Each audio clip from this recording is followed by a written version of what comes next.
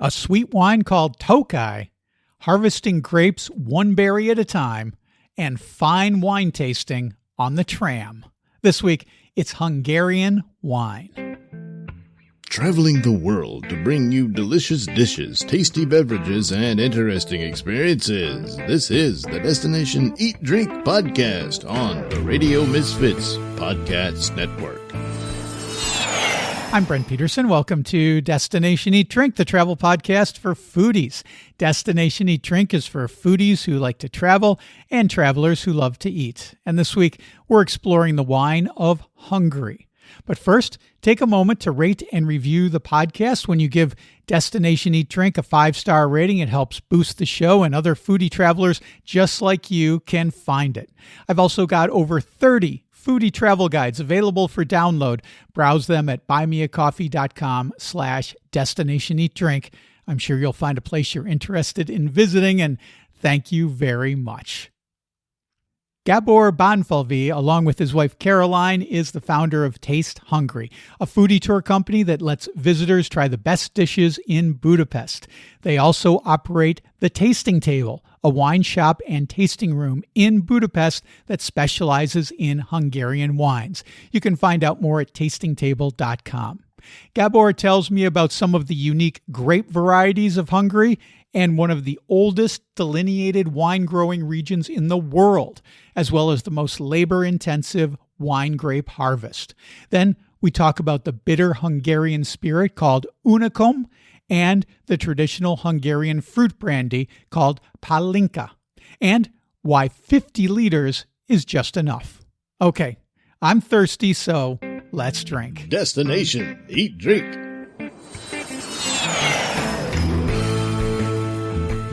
Gabor from Taste Hungary, welcome back to Destination Eat Drink. I'm so glad you could return to talk about wine and coffee and all kinds of great things to drink in Budapest. Thank you for having me again. It's a pleasure to be here. Last time when you were on, you mentioned this, and I didn't follow up with this, and I should have. You talked about the two different sections of Budapest, the Buda side and the Pest side, and I thought it would be a good time to kind of talk about the differences between the two parts of Budapest and how we should go about visiting them. Yeah, so Buda is the western side of the city, and that's the old part of the city. Going back, well, actually the ancient Romans already had a settlement here on the north part of it, so going back thousands of years. The Danube was, always an important landmark, either a border, between different empires and or also a very important way to transport goods. So that's why, people settled here for thousands of years ago already. So Buda is the older part. It's the hilly part. And from sort of a tourist perspective, the major landmark of the Buda side will be the Buda Castle. If you look at it, from the Danube, you can never miss it. It's enormous. It's huge, and the biggest palace on it is the old royal palace. But the Buda Castle is much larger than that. There are, if you want to divide the Buda Castle in two, there was sort of the official part where the royal buildings and the government buildings used to be. And then there is another part, the northern part of it, where the residents used to live. Matthias Church is there, Fisherman's Bastion is there, and that's where sort of the ordinary citizens used to live. Now both of these parts can be visited. Everything is open. In the royal palace is no longer a royal palace. We have the museum there. You can visit actually a couple of the old chambers that have been remodeled. And the castle district is actually, now there is a lot of construction there, but it's actually coming back to life quite a bit. It was somewhat neglected or forgotten about because most of the stuff happens on the Pest side. And then the poor old Buda castle was finding its place, but now I think it's going in a pretty good direction. And the Buda, I said Buda is the hilly part. The castle hill is just the first one of many other hills, behind it. So one of the things that you should do when you come here, you walk up to the Buda hill, or you take a cab, or you take the funicular, and you look at the view overlooking the city and the Danube and the beautiful bridges that we have. But then you should go on the other side of the castle hill, which is a 10-minute walk, and then you should look at the rest of the city, because that's actually where the city to the west starts, and you can see the beautiful villas and like a whole other part of town that you can see from the very center. So that's the Buda side, and then the Pest side is younger, going back to maybe the 1500s. I'm just guessing now. So somewhat younger. It's a flatter part, and the Pest side really started booming at the turn of the previous century, when Budapest was growing really rapidly, and a lot of the newcomers, immigrants from all over Eastern Europe, a lot of the Jewish population settled on the Pest side, and that's where the Grand Boulevard is, the Nagykörút, which is one of the longest, maybe the longest tram rides in Europe. Really highly recommended. The tram runs day and night, 24/7. Anything can happen on that train. It's you can see some really funny stuff there when you're traveling there at night. I've seen some funky stuff too, but one of the funniest was I saw a guy with a fancy wine glass and a bottle of wine, and he was like swirling the wine and doing his own little tasting on the tram. So not something you'd see in the subway in New York, I don't think. I know. So Pest is where the parliament is. That's a big landmark.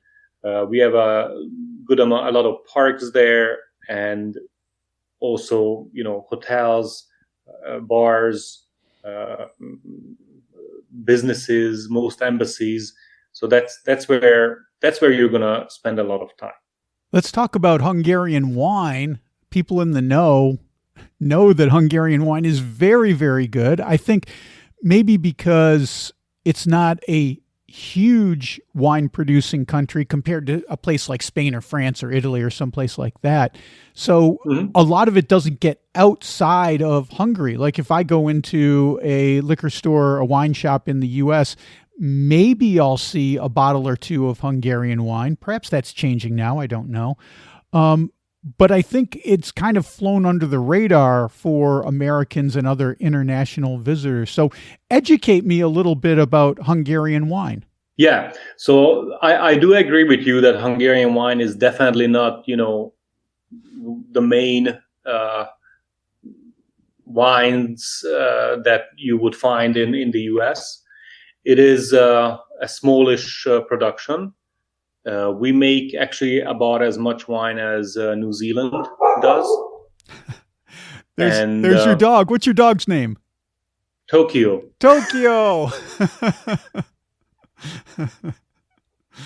Yeah, Tokyo is a lively member of the family. Good. Sorry about that. No, it's okay. Hola to Tokyo. Yeah, so Hungary is a proud and classic old wine producing country. We have been making wine for at least 1,000 years here as Hungarians, but the origins go back way before that to the Roman and Celtic tribes or cultures. And today we produce about as much wine as New Zealand does, but the industry is very different between from that. our wine industry is based on the local consumption. So we drink about 80% of what we make, and the rest, if we have anything left, that goes for export. Right. And I'm trying to change it because we have a tour company, we have the tasting cellar and web shops. I'm extremely sort of motivated and driven to bring Hungarian wine to people who are new to it. And I think Hungarian wine definitely needs to be as well known as New Zealand or Austrian or French wine, Californian wine. There's definitely a room for it, and I think Hungarian wine is a very special product. But why do I say that? What makes it so special? First of all, the long history. Second of all, unique grape varieties. So we have grape varieties that are unique to this country. Let's say Furmint, Kék Frankos, Házlevelű, Kadarka. These are tongue twisters, I know, but these are the names of the grapes that we grow and only we grow. Maybe a couple of other, one of our neighbors, will grow a little bit of it, but they are, very much tied and exclusive to Hungary. So history, grape varieties, and the soil is very unique. Hungary is a tiny country, but in terms of geology and the soil, we are very diverse. And many of the wine regions, mostly on the northern part of Hungary, have volcanic soil. So when you drink wine from volcanic soil, you'll see that there is a texture, there is a depth to the wine that comes from the soil. So the soil, the unique climate, traditions, grape varieties, it all adds up to something that is very special and unique to Hungary. Gabor, you mentioned your tasting cellar, and tell me a little bit about that. What would we experience when we go there? Because it sounds like with all these unique wines that it would be a fun thing to do. Yeah, it's a tasting cellar on the Pest side. We call it the tasting table. We opened in 2014, and it's located in the sort of the cellar of a residential building in the old Palace district. And we only have Hungarian wine, and we have a wine shop where you can buy wine by the glass. You can do flights. You can buy, bottles to take away. And in the cellar, we do daily wine tastings where we sort of give you a quick overview of Hungarian wine. We have a 3 p.m. tasting that comes with cheese and charcuterie and 5 wines, 2 dry whites, 2 dry reds, and then we always finish with sweet Tokaj wine. And we are focusing on the indigenous varieties, so you are very unlikely to taste the Hungarian Chardonnay in our cellar. You're gonna be tasting Furmint, you're gonna be tasting Kadarka, you're gonna be tasting Kék Frankos, and so on and so on. So we really are proud and focused on the local varieties. As a small, wine producing nation, I think being different and being unique is really the only way to go, rather than being mainstream and trying to supply, supermarkets. The quality and the uniqueness is very important for us. And we also have an evening tasting at 6 p.m., which is a similar deal, but there you get 8 wines and a little bit more in-depth, introduction to Hungarian wine.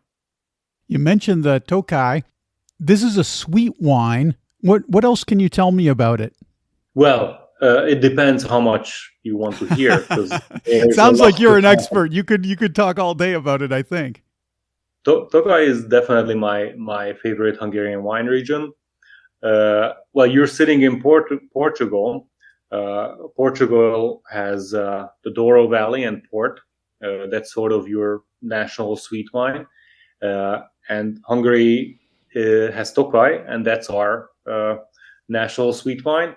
The other thing that actually connects the two regions is that these were the first two regions in the world that were delimited DOC regions. I'm not sure about the date of the Douro region, but Tokaj became a closed, delimited wine region in 1737. Wow. So definitely a very old region. It's for Hungary, it's a larger region. There are 27 cities and villages that can use the name Tokaj. Tokaj is not a grape variety. Tokaj is one of the cities that used to be the commercial center of the region, and today and traditionally the whole region is named after that. There are 6,000 hectares of vineyards planted, and almost exclusively it's all white wine. And today and historically it's been divided between dry and sweet wine. The fame has come from the sweet wine of Tokaj, the Tokaj Asszú and Tokaj Szamorodni. It's a recipe that goes back, well, we don't exactly know, but 1400s, most likely. The terminology of Tokaj is fairly complex, just like actually the terminology of some of the other classic wine regions in Europe. But the sort of the top sweet wine of Tokaj is called Asszú, and that is a very labor-intensive and multi-step winemaking process, totally unique to Tokaj. First, we make a base wine sometime on the earlier side of the harvest, and while that base wine is fermenting, people do multiple harvests, just looking for shriveled raisin-like berries that they pick individually. So it's a berry harvest. Wow. And very slow, very labor-intensive. People like to talk about mindfulness these days. Making Tokaj Asszú is the most mindful harvest there is, because you have to be picking the individual berries, collect, many hundreds of kilos of them, macerate it with the base wine that I described before. You let it soak for overnight, sometimes for 2 nights. Then you press it, and then the fresh sweet wine goes into Hungarian oak, and it's the most labor-intensive, one of the most complex, and one of the wines with the most longevity on the planet. A sweet Tokaj can live for decades, possibly centuries, and sometimes it is also one of the most expensive wines on the planet. I would imagine, because it's so labor intensive. Now, so what you're saying is, if I have this correctly, it gets the wine gets its sweetness because these grapes have been left to shrivel and become almost raisin-like on the vine. This is where the sweetness comes from, not from some kind of fortification process like with port. Exactly. This is not a fortified wine. The sweetness is all natural. It comes from the natural sugar of the berries that are harvested very late into October, sometimes into November. And also, let's not talk about another key element, the botrytis. The botrytis is a fungus that attacks these sort of the berries that are in the process of shriveling, perforates the skin of the berries, and then also increases the complexity and the flavor profile of these berries. So that's a key component. Tokaj is also a volcanic wine region. You get a good amount of acidity from that. You get some depth from that. And the key variety of Tokai is Furmint, Furmint. And that has tannins, that has acidity.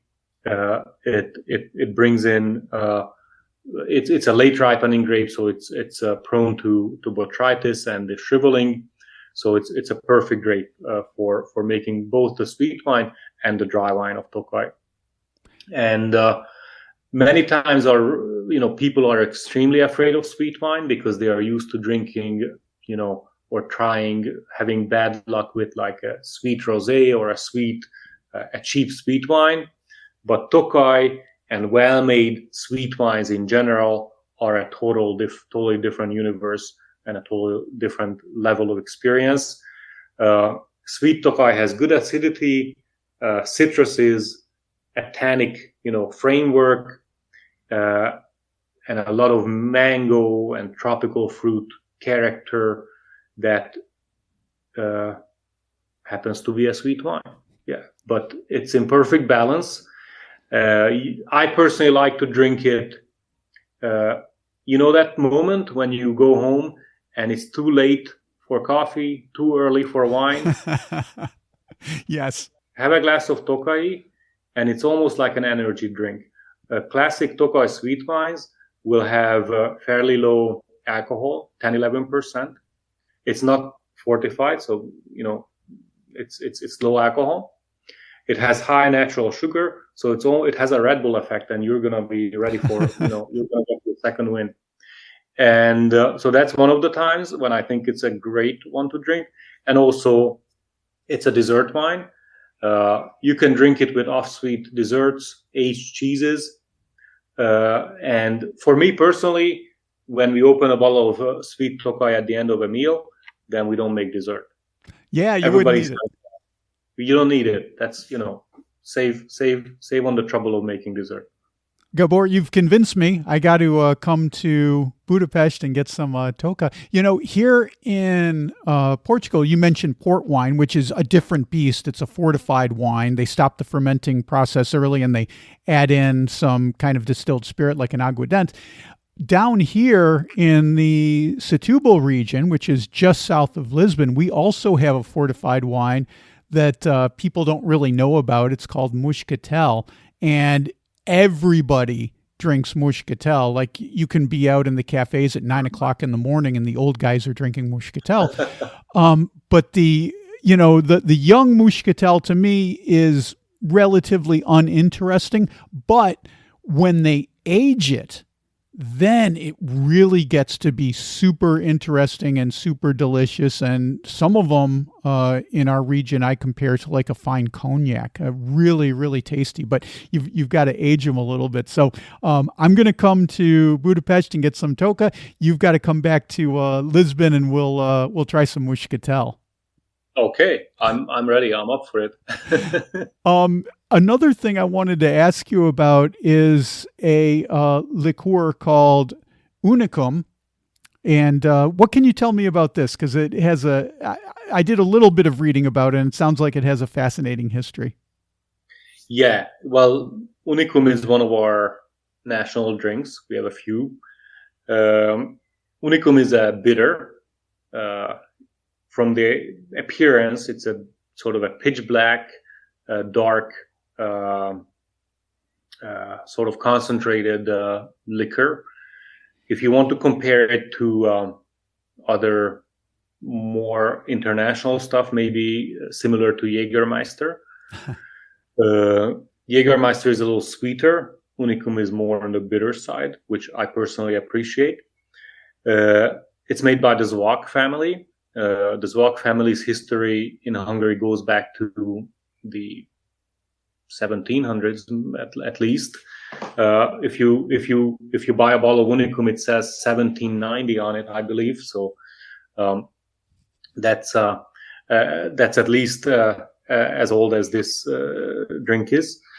The Zwacks were, or at least some of the ancestors of the Zwacks were working for the Habsburg court and they came up with this sort of drink to help stomach aches of the family. And then somehow, along with time, it became commercialized, and it became one of our national drinks. I love it. I don't drink a lot of spirits, but I do drink Unicum. I don't know, 3-4 times a year, let's say. And it's also a very complex experience. It's actually made here in Budapest, so they make the drink, the distillate, and they add herbs to it, and then they age it to in oak barrels here in Budapest, on the Pest side, and so you get a little bit of oakiness or aging character, and a lot of herbaceous character, bitterness. There's a little sweetness to it as well. So it's a very complex experience. Although we don't always drink it in a sophisticated way, because when I was introduced to it in high school, we just chugged it down with a beer. And I don't think the producers are against this, as long as you keep drinking. But honestly, the best way to drink it would be really to sip it at the end of a nice meal, and drink it as a digestive. I personally usually drink it at the beginning of the meal, and I think that works just fine as well. So I was reading a little bit about the history of Unicum, and apparently during the communist times, some of the family, the Zwack family, who manufacture this, they lived in Chicago. And I'm from Chicago. And I thought an interesting way this comes together is in Chicago, we have a drink called Malort, which is also herbal liqueur, which is very bitter. You said that Unicum has a little bit of sweetness to it. Malort has no sweetness to it whatsoever. It's just it's bitter. And sometimes native Chicagoans will play a joke on unsuspecting tourists and be like, "Oh, this is our traditional drink. Here, try it." And then they swig it down, and there's something called the Malort face. You make this really sour, bitter face after you drink Malort. And I think it would be interesting. Maybe someday I'll get to talk to a member of the Zwack family and ask them if there were ever a time when their family members back in the day had a Malort. Well, yeah. I totally know what face you're talking about. Unicum does have a little sweetness to balance, the bitterness, but still the dominant flavor is the bitterness. And you have to try it more than once, and then it's going to grow on you. And once you know what to expect, some people love it, others not so much, but there's room for it. Last week when you were on the show, Gabor, you talked about the Hungarian fruit brandy called Palinka. Can you expand upon that a little bit? Yeah. So you see, I said we have a few national drinks. Now we're hopping on to the next one. Palinka is, if you asked, there are 10 million Hungarians living in Hungary. If you asked every single one of them, what is your drink? Probably Palinka would come out number one. So it's very popular. Palinka is usually a translucent distilled fruit brandy. The fruit has to be grown in Hungary, and the fruit has to be distilled in Hungary in order to be able to call it Palinka. It's also sort of there are some legal requirements. These are just two basic rules. And we have a lot of fruit trees here, and you can pretty much make Palinka from any of them. The most popular Palinka would probably be plum, then apricot, then apple, pear, quince, and then we can go fancy and have like raspberry. What else? Sloe, different kinds of pear and apple, variations. So anyway, long story short, it is distilled fruit, fermented and distilled fruit.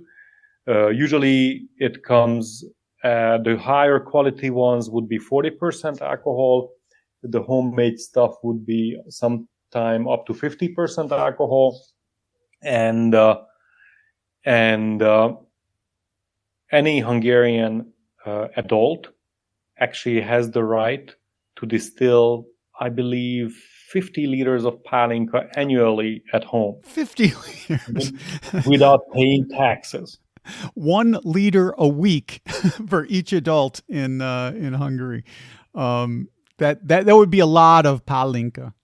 That's a lot of palinka, I know. And I have a neighbor, we have a house, and we're actually starting to make wine in the Tokaj region. And my neighbor just came over, and he said he was very proud of his apple palinka. Well, he gave me a bottle, and he gave me a couple of glasses, and it was actually very pleasant. And he said that for him, 50 liters, and he bottles it. So he said 100 bottles is not one bottle more or less than what he needs every year. Oh, man. Oh, that's awesome. You kind of glossed over this pretty quick, Gabor. You're growing wine grapes. Is that correct? Yeah, that's correct. Yeah. Well, as you can see, we are kind of fanatic about Hungarian wine and wine in general. And one of the exciting things about wine for me is that it's really a gateway for almost anything that you want to learn about and you want to dig into. Through wine, I mean, you can dig into history, culture, literature, language. Then, if you are more on the science side, you can dig into chemistry and biology and gardening and all of that. And I mean, one of the fun things about being an entrepreneur is that you get to do, you want to learn things, and you can go in the direction where you can learn again. And we did that, when we started doing tours. We did that when we opened the shop and the tasting cellar, and we're learning there even today, every single day. But we decided that, okay, and also this opportunity came up to purchase a little cellar and a vineyard in the Tokaj region, which I already talked about extensively, and it is my favorite region. And so 2023 was our first harvest. We made about 600 bottles. We also made, we haven't bottled last year's vintage yet. We're going to end up with maybe 900 bottles or so. And the wines are perfectly presentable. I'm not saying they are the best wines of the region yet, but that wasn't the goal. The goal is really to go to the source and learn and just understand this beautiful region more and more. So we got our hands dirty. Great. Can't wait to try some of those vintages, Gabor. It sounds wonderful. Anytime. Yeah, we haven't released any of the wines yet. We don't have a winemaker. We make the wine, me and Carolyn, my wife, business partner. And I'm hoping to make, when we got into this project, it was sort of intimidating because there are so many good winemakers there, and I sort of thought, okay, where is my place gonna be, and how am I gonna compete with these guys? And then I also realized, okay, no, this is not about competition. This is, I just don't want to make boring stuff. I even if we make some mistakes, I just want to have something different and something unique there. And maybe we're gonna get there. Well, Gabor from Taste Hungary, thank you so much for taking the time both last week and this week. It's been enlightening and fun. And, you said that wine can be culture. Kind of the unofficial motto of this podcast is food is culture, culture is food. I think now we can add wine is culture, culture is wine to that. Thanks so much for being on the podcast. It's been just a wonderful conversation. I'm so glad that we got to connect. Thank you so much for having me. And wine is culture for sure. And maybe wine is food or part of food, at least. I love it. Okay, that's Gabor from Taste Hungary. Man, he is really walking the walk. He opens a wine shop and says, that's not enough. So he buys a vineyard. You can book a tour with him at tastehungry.com. Great guy. And if you want to hear more of my talk with Gabor, the full interview is available to my Substack members. We talk about the opulent coffee culture and coffee houses of Budapest. Become a member of my Substack at destinationeatdrink.substack.com. Well, that's it for this week. Next week, we are in New York for Birria Tacos, Palermo for arancini, as well as Seoul, South Korea, and Sydney, Australia for some of the best street food from around the world. Don't miss that. Until then, get over to destinationeatdrink.com for more foodie travel. I just posted my latest foodie travel guide. It's about Lecce, way down in the heel of the boot of Italy. There's rustic cuisine, handmade pasta, and tarot card cocktails. Download your copy at buymeacoffee.com/destinationeatdrink. There's also a new video. It's from my Italy road trip, and this stop is Bologna. We have yummy gelato, tortellini and brodo, and check out a sculpture from a teenage Michelangelo before he was famous. You can see that by clicking on the video tab at destinationeatdrink.com or go to my YouTube channel. That's youtube.com/@destinationeatdrink946. And if you're planning a trip to Portugal, Spain, or Malta, I've got the perfect companion for you, my Destination Eat Drink Foodie Travel Guide ebook. They cover cities in all those countries, as well as Belgium and Milan, and you can download yours at buymeacoffee.com/destinationeatdrink, and thank you very much.